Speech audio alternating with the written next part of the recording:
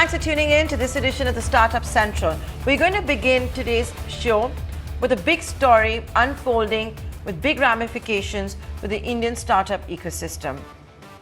First, allow us to say, we told you first. And we told you first 6 days back. It is now official. Google has today put up a blog post clarifying anything and everything about the Play Store billing system. Remember, we told you that Google was going to be making an announcement to this effect. It has done so. While updating the payment billing system, it has said the new apps will have to transition by January 20th of 2021. Existing apps will get time till September 2021. What is the Google Play Store billing system? Let me try and simplify it for you. If you have an Android device, you make any virtual good or service purchase, you will have to use the Google payment billing system, which in a nutshell means you'll have to use the platforms that Google has. Right now, the default option is Google Pay, but it does have all the UPI platforms. There's net banking. There are also credit cards, debit cards, and points or codes that you can redeem. What Google has excluded is Paytm, PhonePe, MobiKwik, or any third-party wallet. We've not been able to ascertain whether Google at a later stage will integrate third-party mobile wallets on this platform system. Now, having said that, what all is it going to cover? You can buy any virtual good or service. Ladies and gentlemen, it can be a subscription for music, videos, fitness, education, those edtech classes going viral, any of those. All of that is going to be covered, as will any virtual good that you might buy. What it's not going to include are non-digital products and services. So let's say if you deliver food from a restaurant, if you want to make a utility payment, a credit card payment, FS, live concert tickets, all of those will not be covered. So that's a very important clarification, which is, of course, coming in. Now, if you go on social media, it's a buzz with this. Why is that? Because the who's who of the startup community are talking about the Google gatekeeping fee. It is 30%. Exactly what Apple also charges. Google says this is absolutely fair. It sees nothing wrong in charging a service fee when its marketplace is used to download or make purchases on the Google Play Store. What's going to be the impact of this? You're seeing new categories being included, which is dating, it's fitness, as well as education. All the buzzwords during the pandemic, and that has been amply clarified now by Google. Google says the impact is going to be on less than 3% of all apps out there in India. There have been questions raised on whether Google is overextending itself. But Google says absolutely not. Android is usually shipped with at least 2 Play Stores pre-installed. For example, you have the Samsung Play Store. If you go globally, there's a big fight that Epic Games, the owner of the sensation Fortnight, is having both with Google as well as with Apple. You can download Fortnight, for example, on the Samsung Play Store. You also have global giants like Netflix. Why have you ever wondered that you can't make a Netflix payment on your app? Why do you get an email? This is precisely why. If you make any purchase of any virtual good, any virtual service on the Google Play Store, you will have to use the Google Play billing system. But like I said, the apps will also have an option like Netflix does. It sends you an email. But, and there is a but, it will have to provide on the Play Store an option. So it's going to be up to the customer. You want to pay outside the app, or do you want to pay on your Android device and use the Google billing system? It's a theme we're going to build upon right here today on ET Now. Like I told you, you've seen founders and community members from the startup space talk against the updated policy. For example, Kunal Shah, serial entrepreneur, cred, watching those IPL matches and his campaign, he took to Twitter to say after gaming, is it going to be education and dating, for example, that is going to be doing most of its traffic and business outside of the Play Store. You have Mohandas Pai talking about it. You have Arvind Gupta talking about it. You have Deepak Abbott talking about it. Like I said, the list goes on and on. But first up, let's get you a view from the Silicon Valley. Ray Wong from Constellation joining us all the way from Silicon Valley on this mega announcement by Google. So now that it's official and Google has launched the Google Play billing system in the country, covering a whole host of subscriptions, be it fitness, education, dating, let's figure out what this exactly means, how it's worked in other markets like Silicon Valley, and what it could therefore mean for the Indian startup ecosystem and consumers. Joining me, Ray Wong from Constellation, all the way from Silicon Valley. Ray, it's always a pleasure talking to you. Thanks so much for joining us here. So come 1st January 2021, Google has made it official. It's put up a blog about how it's launching the Google Play billing system in India, covering subscriptions. It's also covering whether I want to buy extra lifetime avatars, characters, if I'm gaming. First up, this already exists in mature markets like the United States. What do you see this meaning for India and why Google would do it now? So there's a big push here on digital monetization. And when you think about it, the Google Play Store, as well as the Apple, apps marketplace, I mean, this is basically where most of digital monetization is happening on your mobile devices. And Google's realizing that they haven't done as good of a job monetizing as Apple has. And this is the opportunity, given the number of Google devices and the opportunities as digital monetization is happening. And you're right, it's happening in fitness. It could be your ringtones. It could be a movie that you download. It could be an app that you're into. It could be a social media, application that you're trying to get to. It could even be videos, right? This digital monetization is there, and their marketplaces is really one of their main vehicles for monetization. But Ray, when they do that, I guess it'll also depend on how strong a country's competition laws are, antitrust laws are. But typically, this would be a massive advantage for Google Pay in India.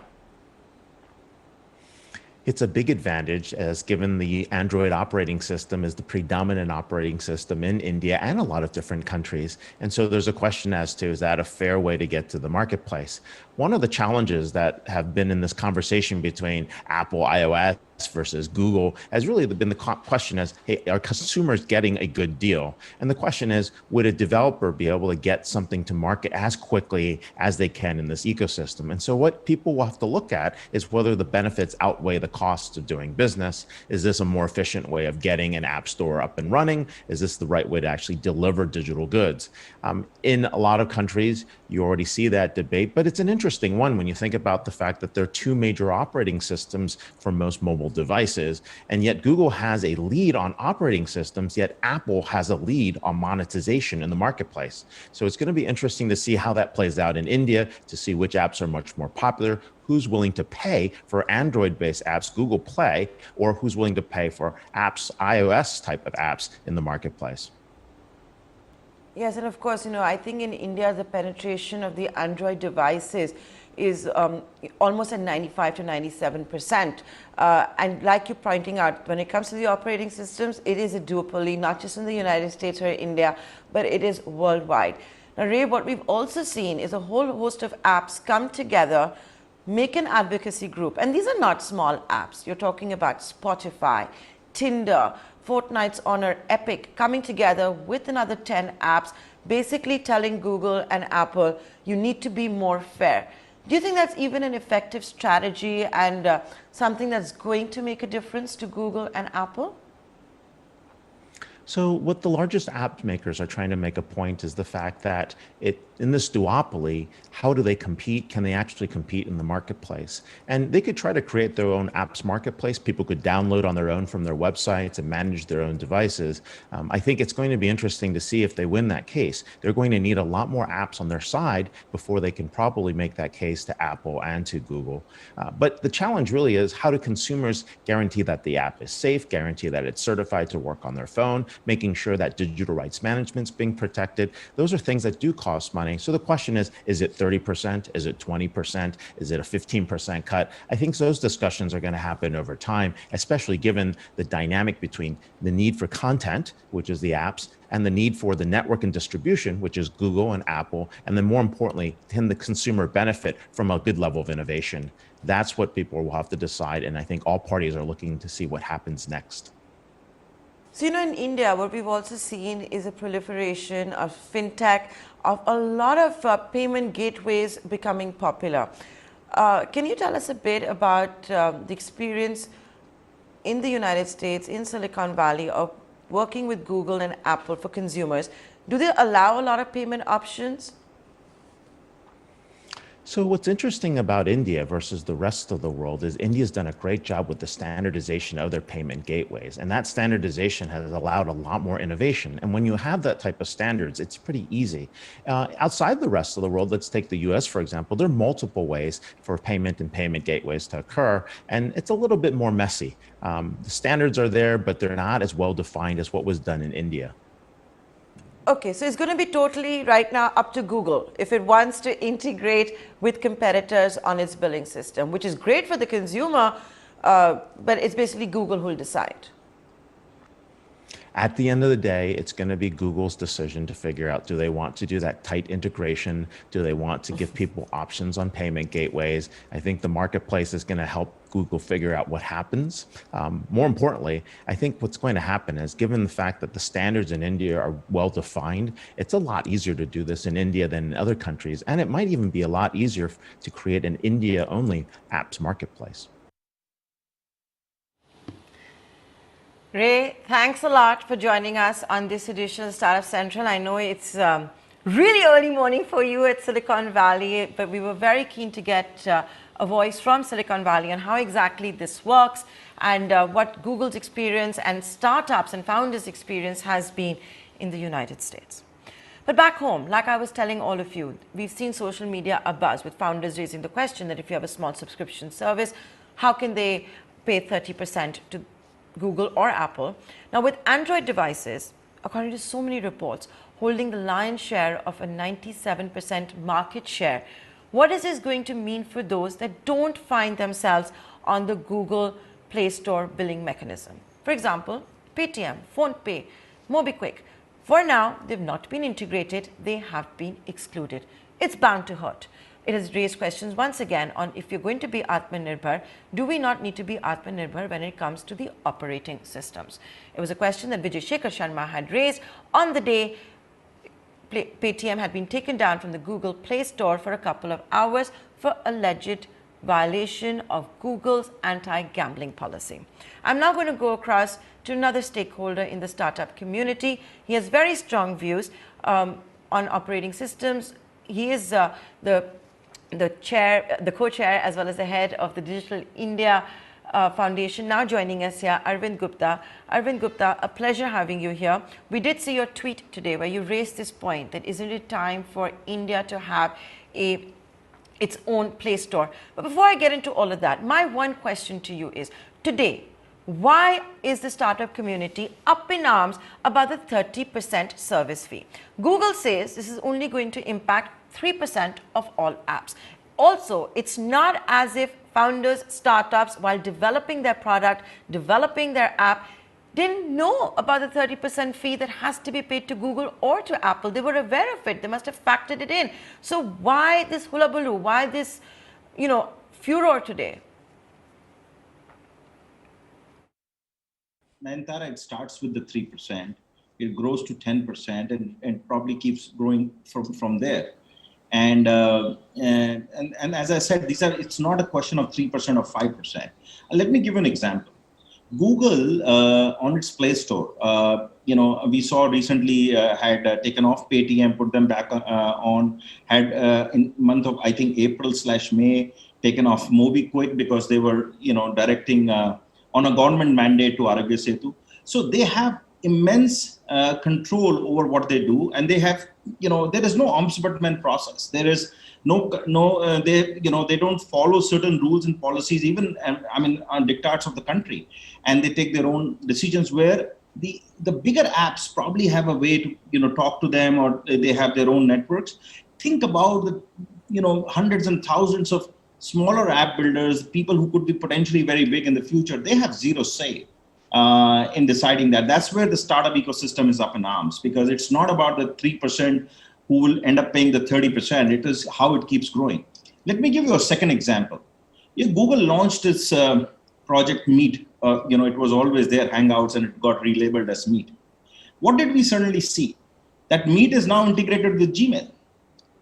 And, the abuse, if I can use that word, of their platform and their reach of Gmail, certainly having Meet integrated with it, presents a very non-level playing field for any other provider in that space. And that's a secondary concern. That's a second concern. See, and I keep repeating, it's just not the fees, it's the gatekeeping power, the power of using its monopoly, and how they are not technologically neutral. With the the coupling of the whole operating system, their own apps, and their own app store in between. Now, the third thing I want to bring about is that imagine if one of the apps has also like a payment wallet, and they are now doing something which is in the education field, and they have to use Google Pay to pay for it. So they're really encouraging competition to be used on their own platform. Yeah. So I think this is going to be a very contentious issue. It's not about Correct. the 3%. It has far-reaching policy implications. And lastly, I want to leave you with that it has also taxation implications. These are, a lot of these multinational giants don't really bill in India. And now with this consumption happening in India, I think the taxation issue will also become very, very big. The kind of tax regime they'll be subjected to or can be subjected to. So overall, I think this is So as someone, Mr. Gupta, let me interject you right there. I want to ask you one question. So let me interject you right there. You work very closely with the government. You understand the startup ecosystem. You're the co-founder and head of the Digital India Mission Foundation as well. So having said that, Mr. Gupta, you're also seeing globally large apps, these are not small apps, large apps like Spotify, Tinder, Epic Games that owns Fortnight, come together with another 10 apps, create an advocacy group to talk about fairness on Google's Play Store and Apple's App Store. Can Absolutely. I ask you, what is the Indian community doing about this? And is the Indian government and the Digital India Mission, Startup India, are they going to do anything about it? Well, absolutely. I think, as I said, this has such a far-reaching implications. When you talked about Epic, you talked about Tinder, you talked about everybody else. I think, when Google can, and this is where I use the word collaborative monopolies, because both Google and Apple are equally culprit here. Google pays Apple $12 billion to be the default search engine on Apple. So, they live in a very cozy world here. And in that, I think, we need to have the right policy and regulatory environment, and it's a welcome move from the other big companies. And I think a similar thinking process is required in India also of what is the right approach going forward. I don't buy this argument. It's only 3%. It has far-reaching implications. It can keep going up and up and up. And why we don't know where the digital world is headed. So when that's the case, we need to make sure that we have policies which address that. We have the ombudsman. And again, sometimes it's only about payments. And I think today we are talking about payment and this 30% gatekeeping fees. What is the recourse somebody has when Google takes them off?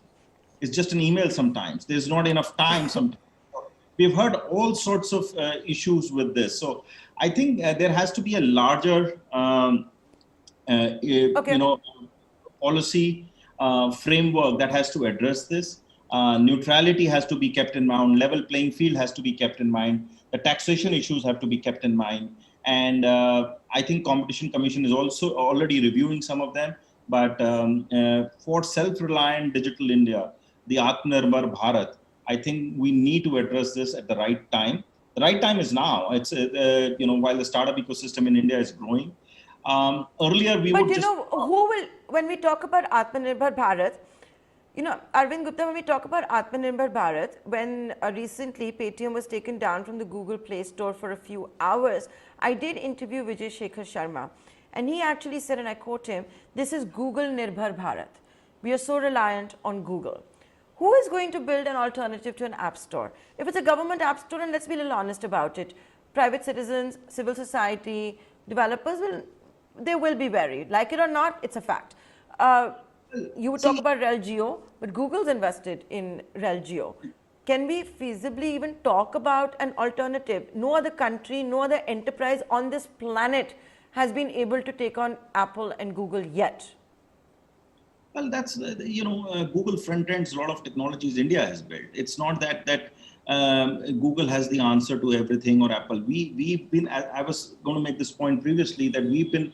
We always, from a startup community, always used to believe that if Google is in this space or is Apple is in this space, we shouldn't do it because Google and Apple are too big.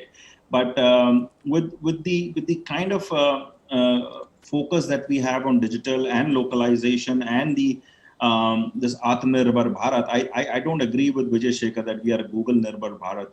I think India is creating a lot of bottom-up approach. Google and Facebook and all of this other big technology giants that you talk about are top-down. We have a bottom-up approach, and I don't see a reason why we cannot have an own app store, whether it comes from the startup community or it comes from in collaboration in PPP mode. You saw the Arogya Setu having 160 million downloads in less than 60 days, 70 days. So it's possible. See, let's not live in a world that it's not possible. While that is happening, we also need the right regulatory framework, and that's just a choice. Google Play Store will stay, App Store will stay. It's just a matter of creating choice both for the developers as well as for the consumers. Today, we lack that choice. So my final words to you, the 30% gatekeeping fee that you have, it's 30% around the world. Wouldn't the corollary of this also be that app developers, when building their product, figuring out their service, figuring out their cost, have already factored in this cost? Unless, of course, it become as large as Epic Games and Fortnite and become the size to try and demand, they don't want to share the 30%. But isn't that how the startup community works anyway? Well, there are two ways to look at it. Number one is if they're bundled in, and if they're really actually adding that cost to the end consumer, it's creating a load. It's rent seeking to the end consumer. So it's really consumer ending up paying for it, and that's adding to the cost to the consumer. Two, if there is a clear thing that for using our payment gateways, our services, this is the fees. For our security, for our privacy and whatever else we do, this is the kind of process, and if you're below this, we won't charge you. I think Google also needs to rethink the way they operate and what is the 30% getting to the app developers, and which is it an enabling thing, or is it going to go the vast way where it killed the industry? So I think there's something that Google will also have to look at. I think being arrogant in the digital world does not work a long way. Arvind Gupta, it's been a pleasure having you on the show. Thank you so much for sharing your views. With that, it's a wrap on the coverage of the big Google story that has unfolded in a blog. Important clarifications coming in for the updated Google Play Store billing policy. All subscriptions also to be included. That covers dating, fitness, education as well. We're going to take a short commercial break. But before we do that, it's a quick rewind. We rewind to 2015 when Tesla launched what you're going to see on your screens, Model X.